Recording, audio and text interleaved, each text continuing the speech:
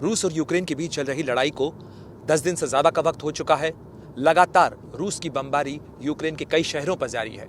इस वक्त हम रास्ते में हैं, हम कीव से जा रहे हैं इरपिन, वो जगह जो लगातार रूसी हमले के निशाने पर बनी हुई है। महज 24 घंटे पहले यहाँ पर भारी बमबारी हुई है और उस भारी बमबारी के बीच में 4 नागरिकों की जान उस वक्त गई जब वो सुरक्षित कॉरिडोर के रास्ते निकलने की कोशिश कर रहे थे। लेकिन जो हैवी मोर्टार शेलिंग हुई है, उस मोर्टार शेलिंग के अंदर कई लोग यहाँ इस धमाके की चपेट में आए हैं, इस बमबारी की चपेट में आए हैं। कई नागरिकों की जान भी इस हमले के अंदर गई है, इस सैनिक कार्रवाई के अंदर गई है। और लगातार इस पूरे रास्ते पर फिलहाल आप देखें किस तरीके से सुनसान ये रास्ता नज़र आता है। ये रास्ता आगे की तरफ जाता है इरपिन से आगे होस्टोमेल और होस्टोमेल से आगे बूचा। ये तमाम वो इलाके हैं जो कि कीव के आसपास के इलाके हैं। राजधानी कीव किस कदर घिरी हुई है और लगातार किस तरीके से कीव के चारों तरफ हमले हो रहे हैं।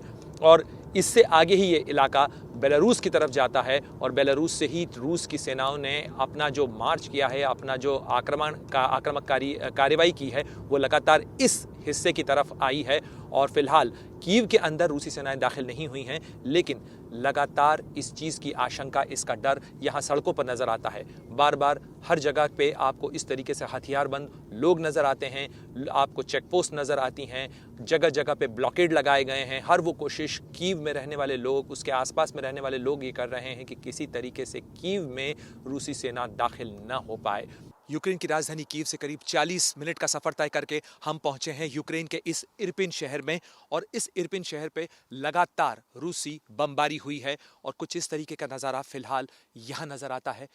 चारों तरफ सन्नाटा फिलहाल पसरा हुआ है। इस तरीके के रोड पे ब्लॉकेड्स लगाए गए हैं।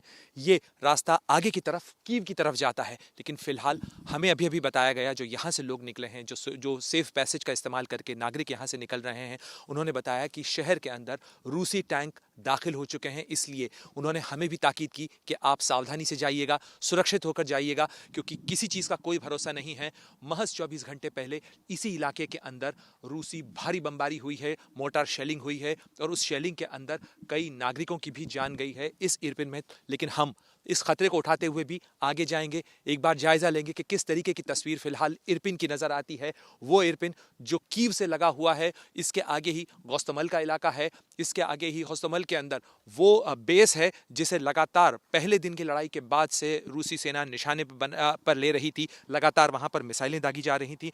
और साथ ही उसके आगे बूचा का वो इलाका है जहाँ पर काफ़ी आबादी रहती है। इस वक्त हम यूक्रेन के इरपिन शहर की ठीक उसी जगह पर हैं जहाँ पर कुछ ही समय पहले बमबारी हुई और उस बमबारी के कारण इस जगह पर ही 4 लोगों की मौत हुई है।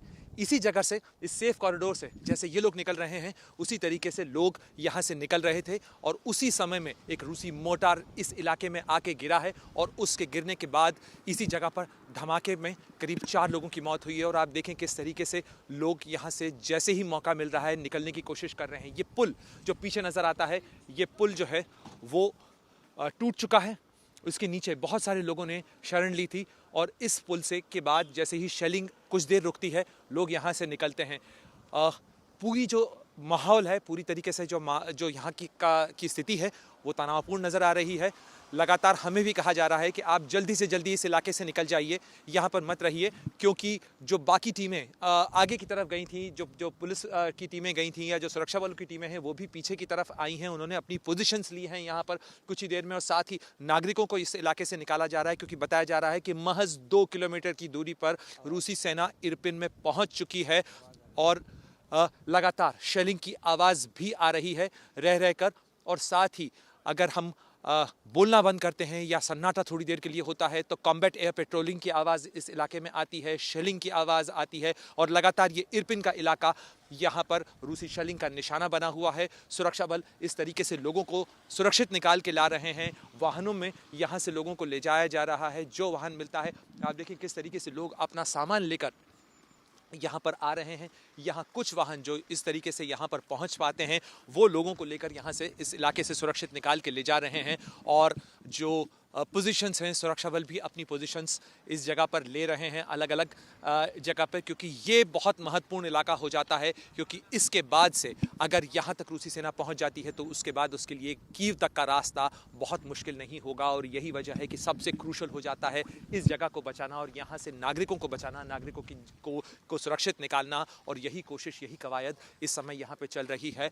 और इसी शेलिंग के पास में इसी ये जो बैरिकेडिंग लगी है, आप देखें किस तरीके से जो धमाका हुआ था, उस धमाके के बाद ये जो बैरिकेडिंग लगाई गई है उसके भी टुकड़े उड़ गए हैं, उसके भी टुकड़े जो हैं वो टूटे हैं। और साथ ही जो चर्च है, चर्च की इमारत भी इस शेलिंग के अंदर किस तरीके से बुरी तरह क्षतिग्रस्त हुई है। और साथ ही ये जो बिल्डिंग है ये पूरी तरह से जल गई है, इसमें अब भी धुआं उठ रहा है। और साथ ही ये वो लोगों के सामान जो हैं वो अब तक बिखरे हुए हैं, जिनकी कल यहाँ मौत हुई, जो इसी तरीके से यहाँ से सुरक्षित निकल कर जा रहे थे।